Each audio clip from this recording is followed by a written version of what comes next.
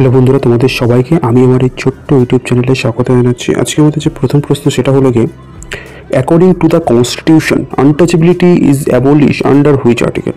সঠিক উত্তরটি আর্টিকেল নম্বর 17। ঠিক আছে, আনটাচেবিলিটি। দেন তারপরের প্রশ্ন কি বলছে, শোষণের বিরুদ্ধে অধিকার কোন অনুচ্ছেদে বলা হয়েছে?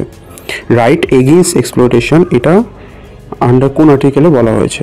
23-24 অনুচ্ছেদ নম্বর 23-24 বলা হয়েছে। ঠিক আছে, তারপরে ঠিক আছে মনে রাখতে হবে, সংস্কৃতি ও শিক্ষা সম্পর্কিত কালচারাল অ্যান্ড এডুকেশন, এটা কার সাথে সম্পর্কিত? 29 আর 30 এর সাথে সম্পর্কিত।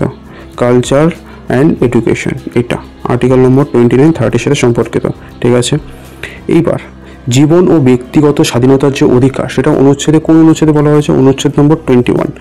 আর্টিকেল নম্বর 21-এ এতে বলা হয়েছে যে right to life and personal liberty, এই কথাটা উল্লেখ আছে কিসে? Article number 21, right to life and personal liberty. ঠিক আছে, এটা গ্যারান্টি দেয় আর্টিকেল 21।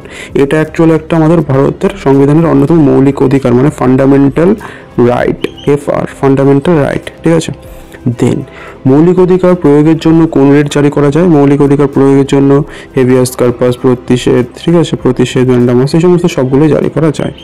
তারপরে দেখো, মৌলিক অধিকার লঙ্ঘিত যদি হয়ে থাকে একজন ব্যক্তি কোথায় যেতে পারে? ঠিক আছে, where can a person go if his fundamental right are violated? ঠিক আছে, সঠিক সে হাইকোর্ট এবং সুপ্রিম কোর্ট উভয় জায়গায় যেতে পারে তার যদি ফান্ডামেন্টাল রাইট, মৌলিক অধিকার যদি লঙ্ঘিত হয় তাহলে। ঠিক আছে, এবার অনুচ্ছেদ নম্বর 32 আর্টিকেল নম্বর 32 এর ব্যাপারে বলে যে সাংবিধানিক প্রতিকারের সম্পর্কে বলে। আর্টিকেল নম্বর 32 এটা বলে সাংবিধানিক প্রতিকার সম্পর্কে। ঠিক আছে, এবার অনুচ্ছেদ নম্বর 226 এটা কি বলে? উচ্চ আদালতের রিট জারি করার যে ক্ষমতা, সেই ক্ষমতা দেয় আর্টিকেল নম্বর 226। ঠিক আছে, উচ্চ আদালতের রিট জারি করার যে ক্ষমতা সেটা। ঠিক আছে, এটি রাজ্য অন্যান্য বিষয়ে রিট জারি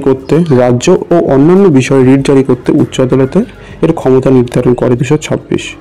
কোন সংশোধনের মাধ্যমে শিক্ষার অধিকার যুক্ত করা হয়? একজন ব্যক্তির বা একজন ছোট বাচ্চার যে শিক্ষার যে অধিকার আছে সেটা কোন সংশোধন, মানে কত নম্বর অ্যামেন্ডমেন্টের মাধ্যমে? যে অ্যামেন্ডমেন্ট হয়েছিল 86তম অ্যামেন্ডমেন্টের মাধ্যমে এই রাইট টু এডুকেশন এটা অ্যাড করা হয়ে থাকে। যে আর্টিকেল নম্বর 21A, আগে আমরা পড়েছিলাম 21 একটা আর্টিকেল পড়েছিলাম, সেটা বলতে দেখি, ওর সাথে এ দিয়ে যুক্ত করে অ্যামেন্ডমেন্ট করা হয়েছে সেই জন্য। ঠিক আছে, বোঝা গেল 86তম। ঠিক আছে, এই অ্যামেন্ডমেন্টে অনুচ্ছেদে বলা হয়েছে কি, আর্টিকেল নম্বর 21 6 থেকে 14 বছর বয়সী যে সমস্ত যারা শিশুরা বাচ্চারা থাকবে তাদের প্রত্যেককে শিক্ষা দিতে হবে, ম্যান্ডেটারি শিক্ষা দিতে হবে। আর এটা অ্যাড করা হয়েছিল 86th অ্যামেন্ডমেন্টের মাধ্যমে। ঠিক আছে, সংসদ কি মৌলিক অধিকার পরিবর্তন করতে পারে? Can parliament amend fundamental right? হ্যাঁ, তবে বিচারিক পুনর্বিবেচনার অধীনে এটা পারবে। ঠিক আছে, আমার কথা বুঝতে পারলে বেশ। এইবার ছোট্ট করে একটা রিভিশন দিয়ে নিই যে 21A এটা হলো রাইট টু এডুকেশন, এটা অ্যামেন্ডমেন্ট করা হয়েছে। ঠিক আছে, 86তম অ্যামেন্ডমেন্টের মাধ্যমে। তারপরে দেখো, আর 42 যে অ্যামেন্ডমেন্ট হয়েছিল, 42 অ্যামেন্ডমেন্টের মাধ্যমে কি অ্যাড করা হয়েছিল? অনেক কিছু হয়েছে 42 অ্যামেন্ডমেন্টে, বড় দেখে একটা কমেন্ট করো। 226 এর মাধ্যমে রাজ্য বা অন্য কোনো বিষয় রিট জারি করা যাবে করতে উচ্চ আদালতের ক্ষমতা নির্ধারণ করে এই 226। 32 জানুয়ারি সাংবিধানিক প্রতিকার, হাইকোর্ট সুপ্রিম কোর্টে যে কোনো ব্যক্তি যেতে পারবে যদি তার ফান্ডামেন্টাল রাইটগুলো ভায়োলেট হয়ে থাকে। ঠিক আছে, এইবার আর্টিকেল নম্বর 21 যেটা কিনা right to life and personal liberty দেয়, রাইট টু লাইফের সম্পর্কে এবং পার্সোনাল লিবার্টি। ঠিক আছে, এটা দেয়। ঠিক আছে, 21 আগেরটা আমরা পেলাম 21A, এটা education, 21A right two education. ঠিক আছে, এইবার রাইট, এবার দেখো কালচার অ্যান্ড এডুকেশন এটা ডিল করে কোনটা, কার সাথে বলো তো?